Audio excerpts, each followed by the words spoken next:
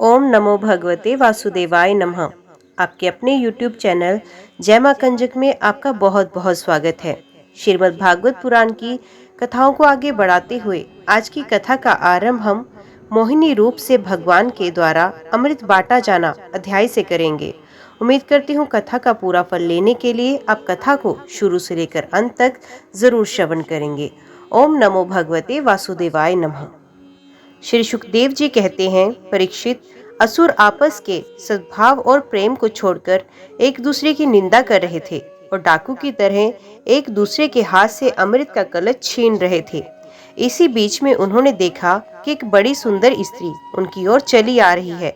वे सोचने लगे, कैसा अनुपम सौंदर्य है, शरीर में से कितनी अद्भुत छटा छिटक रही है। तनिक इसकी नई उम्र को तो देखो। बस अब वे आपस की लाग डांट भूलकर उसके पास दौड़ गए। उन लोगों ने काम मोहित होकर उससे पूछा, कमल नयनी, तुम कौन हो, कहाँ से आ रही हो, क्या करना चाहती हो? सुंदरी, तुम किसकी कन्या हो? तुम्हें देखकर हमारे मन में खलबली मच गई है। हम समझते हैं कि अब तक देवता, दैत्य, सिद्ध, गंधर्व, चारण और लोकपालों ने भी तुम्हें स्पर्श तक नहीं किया होगा, फिर मनुष्य तो तुम्हें कैसे छू पाते होंगे? सुंदरी, अवश्य ही विधाता ने दया करके शरीरधारियों की संपूर्ण इंद्रियों एवं मन को तृप्त करने के लिए तुम्हें यहाँ भेजा है। मानिनी, वैसे हम लोग एक ही जाति के हैं, फिर भी हम सब एक ही वस्तु चाह रहे हैं, इसलिए हमें डाह और वैर की गांठ पड़ गई है। सुंदरी, तुम हमारा झगड़ा मिटा दो। हम सभी कश्यप जी के पुत्र होने के नाते सगे भाई हैं। हम लोगों ने अमृत के लिए बड़े पुरुषार्थ किया। तुम न्याय के अनुसार निष्पक्ष भाव से इसे बांटो, जिससे फिर हम लोगों में किसी प्रकार का झगड़ा ना हो। असुरों ने जब इस प्रकार प्रार्थना की, तब लीला से स्त्री वेश धारण करने वाले भगवान ने तनिक हंसकर और तिरछी चितवन से उनकी ओर देखते हुए कहा, आप लोग महर्षि कश्यप के पुत्र हैं और मैं हूँ उल्टा। आप लोग मुझ पर न्याय का भार क्यों डाल रहे हो? विवेकी पुरुष स्वेच्छाचारिणी स्त्रियों का कभी विश्वास नहीं करते। दैत्यों, कुत्ते और व्यभिचारिणी स्त्रियों की मित्रता स्थायी नहीं होती। वे दोनों ही सदा नए नए शिकार ढूंढा करते हैं। श्री सुखदेव जी कहते हैं, परीक्षित, मोहिनी की परिहास भरी वाणी से दैत्यों के मन में और भी विश्वास हो गया। उन लोगों ने रहस्यपूर्ण भाव से हंसकर अमृत का कलश मोहिनी के हाथ में दे दिया। भगवान ने अमृत का कलश अपने हाथ में लेकर तनिक मुस्कुराते हुए मीठी वाणी से कहा, मैं उचित या अनुचित जो कुछ भी करूं, वे सब यदि तुम लोगों को स्वीकार हो तो मैं ये अमृत बांट सकती हूँ। बड़े बड़े दैत्यों ने मोहिनी की ये मीठी बात सुनकर उसकी बारीकी नहीं समझी, इसलिए सबने एक स्वर से कह दिया, स्वीकार है। इसका कारण ये था कि उन्हें मोहिनी के वास्तविक रूप का पता नहीं था।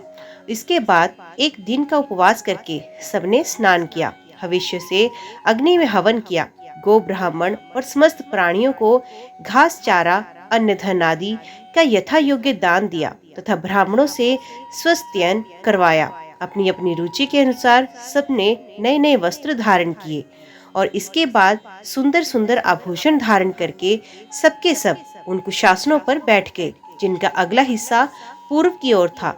जब देवता और दैत्य दोनों ही धूप से सुगंधित मालाओं और दीपकों से सजे सजाए भव्य भवन में पूर्व की ओर मुंह करके बैठ गए, तब हाथ में अमृत का कलश लेकर मोहिनी सभा मंडप में आई। वे एक बड़ी सुंदर साड़ी पहने हुए थी।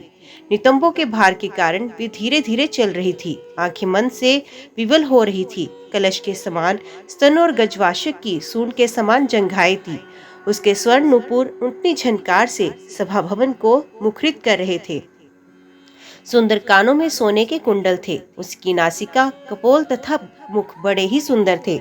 स्वयं पर देवता भगवान मोहिनी के रूप में ऐसे जान पड़ते थे मानो लक्ष्मी जी की कोई श्रेष्ठ सखी वहां आ गई हो। मोहिनी ने अपनी मुस्कान भरी चितवन से देवता और दैत्य की ओर देखा तो वे सब के सब मोहित हो गए। उस समय उनके स्तनों पर से अंचल कुछ खिसक गया था।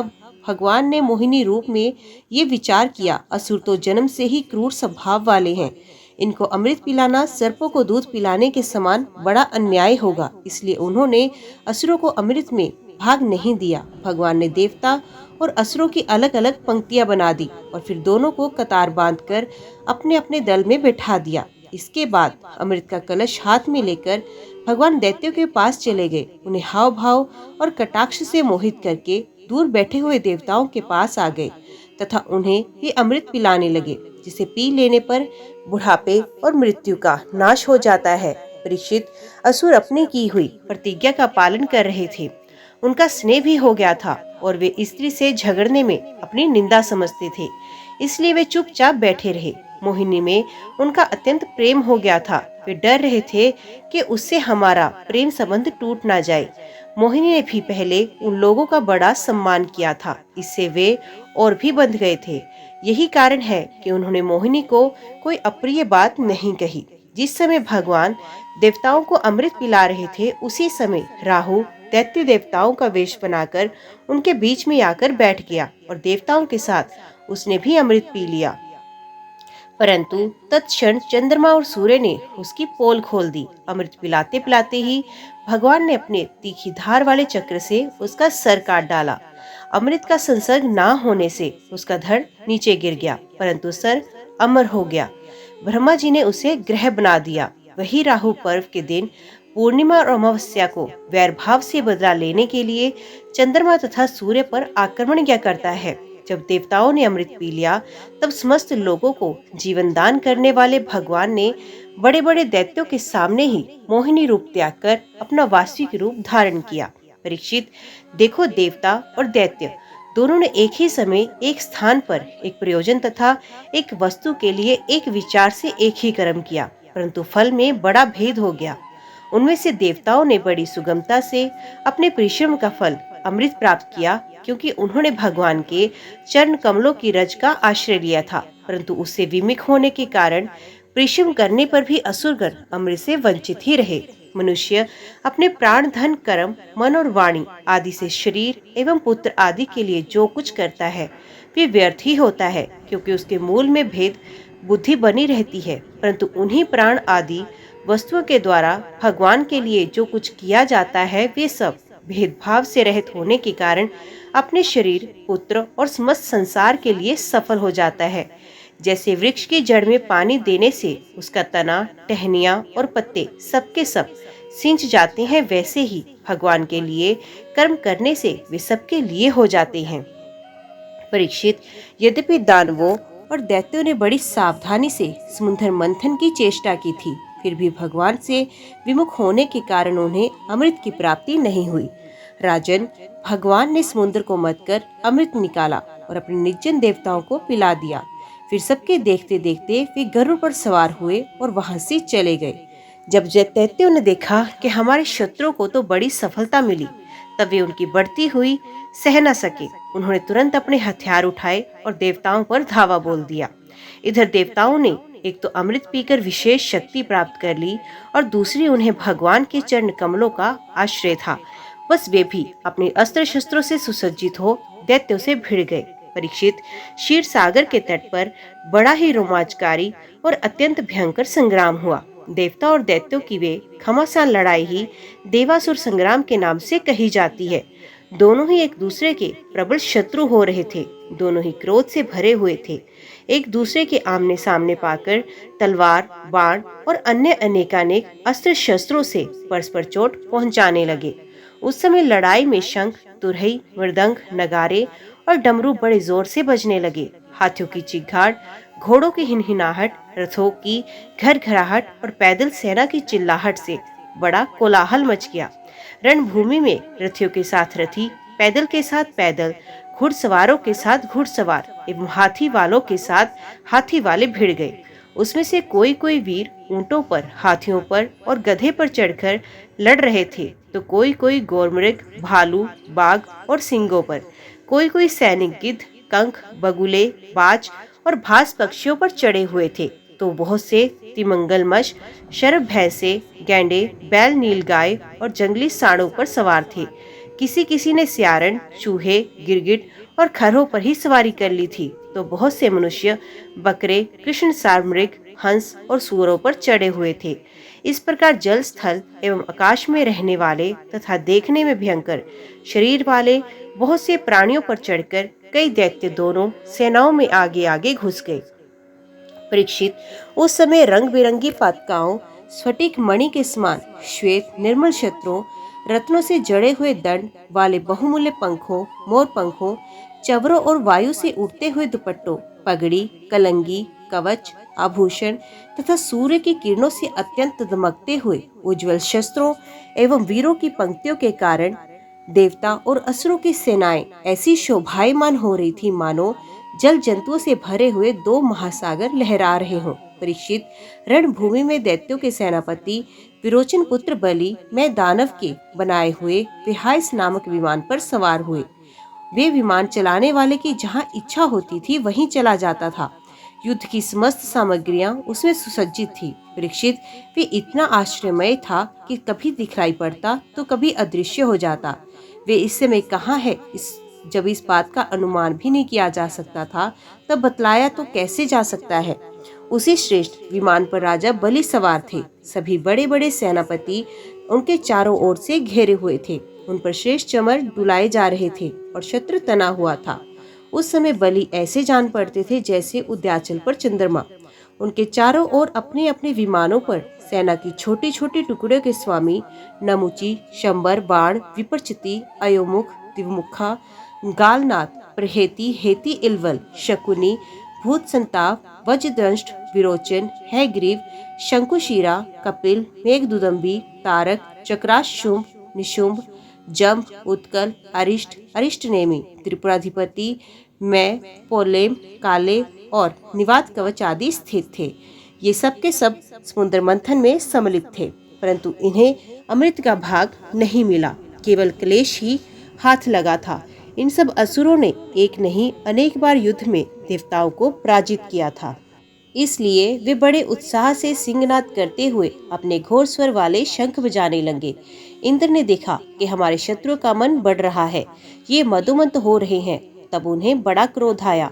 वे अपने वाहन ऐरावत नामक दिग्गज पर सवार हुए। उसके कपोलों से वध बह रहा था, इसलिए इंद्र की शोभा हुई मानो भगवान सूर्य उद्याचल पर आरूढ़ हो और उससे अनेकों झरने बह रहे हों।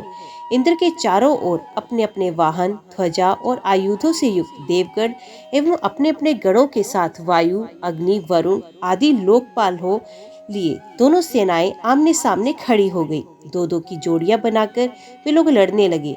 कोई आगे बढ़ रहा था तो कोई नाम लेकर ललकार कर रहा था, कोई मर्म भेदी वचनों के द्वारा अपने प्रतिद्वंदी को धिक्कार रहा था। बलि इंद्र से, स्वामी कार्तिक तारकासुर से, वरुण हेती से तो मित्र प्रहेती से भिड़ गए।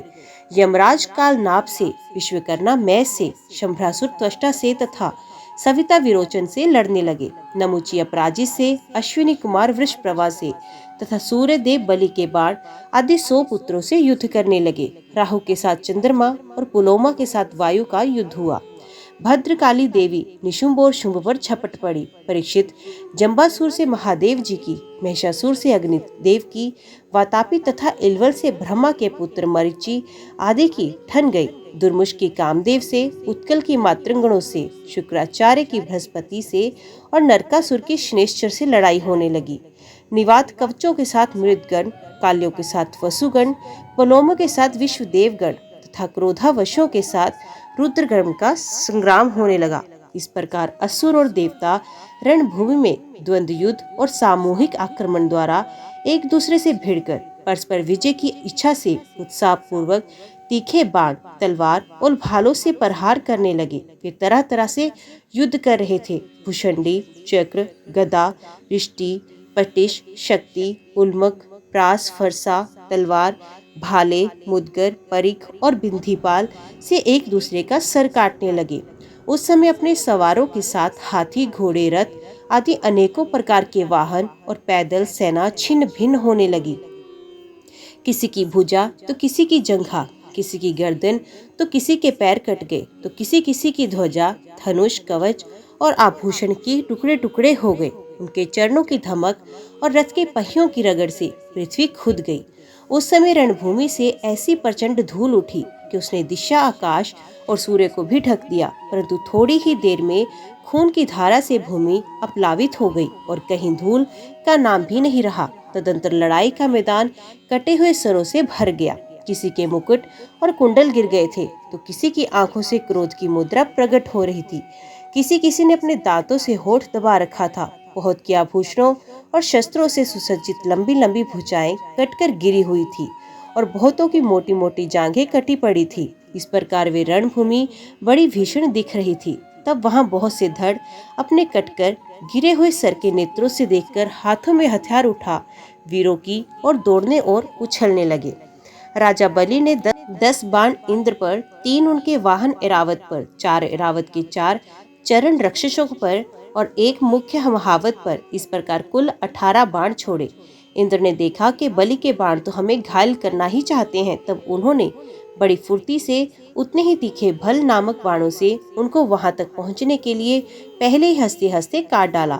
इंद्र की ये प्रशंसनीय फुर्ती देखकर राजा बलि और भी चिढ़ गया। उन्होंने एक बहुत बड़ी शक्ति जो बड़े भारी लूके के समान जल रही थी उठाई, किंतु अभी वे उनके हाथ में ही थी कि छूटने नहीं पाई थी कि इंद्र ने उसे भी काट दिया। इसके बाद बलि ने एक के पीछे एक शूल, प्रास, तोमर और शक्ति उठाई, परंतु वे जो शस्त्र हाथ में उठाते इंद्र उन्हें टुकड़े टुकड़े कर डालते। इस हस्त लाघव से इंद्र का ऐश्वर्य और भी चमक उठा। परीक्षित अब इंद्र की फुर्ती से घबराकर पहले तो बलि अंतर्ध्यान हो गए, फिर उन्होंने आसुरी माया की सृष्टि की। तुरंत ही देवताओं की सेना के ऊपर एक पर्वत प्रकट हुआ। उस पर्वत से दावाग्नि से जलते हुए वृक्ष और टांकी जैसी तीखी धार वाले शिखरों के साथ नुकीली शिलाएं गिरने लगी। इससे देवताओं की सेना चकनाचूर होने लगी। तत्पश्चात बड़े बड़े सांप, दंतशूक, बिच्छू और अन्य विषैले जीव उछल उछल कर काटने और डंक मारने लगे। सिंह और बाघ और सुअर देव सेना के बड़े बड़े हाथियों को फाड़ने लगे। परीक्षित हाथों में शूल लिए मारो काटो, इस प्रकार चिल्लाती हुई सैकड़ों नंग धड़ंग राक्षसियां और राक्षस भी वहां प्रकट हो गए। कुछ ही क्षण बाद आकाश में बादलों की घनघोर घटाएं मंडराने लगी। उनके आपस में टकराने से बड़ी गहरी और कठोर गर्जना होने लगी। बिजलियां चमकने लगी और आंधी के झकझोरने से बादल अंगारों की वर्षा करने लगे। दैत्यराज बलि ने परले की अग्नि के समान बड़ी भयानक आग की सृष्टि की। वे बात की बात में वायु की सहायता से देवसेना को जलाने लगी। थोड़ी ही देर में ऐसा जान पड़ा कि प्रबल आंधी की थपेड़ों से समुद्र में बड़ी बड़ी लहरें और भयानक भंवर उठ रहे हैं और वे अपनी मर्यादा छोड़कर चारों ओर से देवसेना को घेरता हुआ उमड़ा आ रहा है। इस प्रकार जब उन भयानक असुरों ने बहुत बड़ी माया की सृष्टि की और स्वयं अपनी माया के प्रभाव से छिपे रहे, न दिखने के कारण उन पर प्रहार भी नहीं किया जा सकता था, तब देवताओं के सैनिक बहुत दुखी हो गए। परीक्षित, इंद्र आदि देवताओं ने उनकी माया का प्रतिकार करने के लिए बहुत कुछ सोचा और विचारा, परंतु उन्हें कुछ भी नहीं सूझा। तब उन्होंने विश्व के जीवनदाता भगवान का ध्यान किया और ध्यान करते ही वे वहां पे प्रकट हो गए। बड़ी ही सुंदर झांकी थी। गरुड़ के कंधे पर उनके चरण कमल विराजमान थे। नवीन कमल के समान बड़े ही कोमल नेत्र थे। पीताम्बर धारण किया हुआ था। 8 भुजाओं में 8 आयुध, गले में कौस्तुभ मणि, मस्तक पर अमूल्य मुकुट एवं कानों में कुंडल झलमला रहे थे। देवताओं ने अपने नेत्रों से भगवान की छवि का दर्शन किया। परम पुरुष परमात्मा के प्रकट होते ही उनके प्रभाव से असुरों की वे कपट भरी माया विलीन हो गई। ठीक वैसे ही जैसे जग जाने पर स्वप्न की वस्तुओं का पता नहीं चलता, ठीक ही है भगवान की स्मृति समस्त विपत्तियों से मुक्त कर देती है। इसके बाद कालनेमी दैत्य ने देखा कि लड़ाई के मैदान वे गरुड़ वाहन भगवान आ गए हैं। तब उसने अपने सिंह पर बैठे ही बैठे वेग से उनके ऊपर त्रिशूल चलाया। वे गरुड़ के सर पर लगने वाला ही था कि खेल ही खेल में भगवान ने उसे पकड़ लिया और उसी त्रिशूल से उसके चलाने वाले कालनेमी दैत्य तथा उसके वाहन को मार डाला। माली और सुमाली 2 दैत्य बड़े बलवान थे। भगवान ने युद्ध में अपने चक्र से उनके सर भी काट डाले और वे निर्जीव होकर गिर पड़े। तदंतर माल्यवान ने अपनी प्रचंड गदा से गरुड़ पर बड़े वेग के साथ प्रहार किया, परंतु गर्जना करते हुए माल्यवान के प्रहार करते न करते ही भगवान ने चक्र से उनके सर को भी धड़ से अलग कर दिया। ओम नमो भगवते वासुदेवाय नमः। आज की वीडियो में इतना ही। उम्मीद करती हूँ वीडियो आपको पसंद आई होगी। वीडियो पसंद आई हो तो वीडियो को लाइक और चैनल को सब्सक्राइब जरूर कीजिएगा। जय श्री हरि लिखकर कमेंट बॉक्स में अपनी हाजिरी और अपने सुझाव देना ना भूलिएगा। तो मिलते हैं अगली कथा अगले अध्याय के साथ। तब तक के लिए देखते व सुनते रहिए। जय मां कंजक, जय माता दी।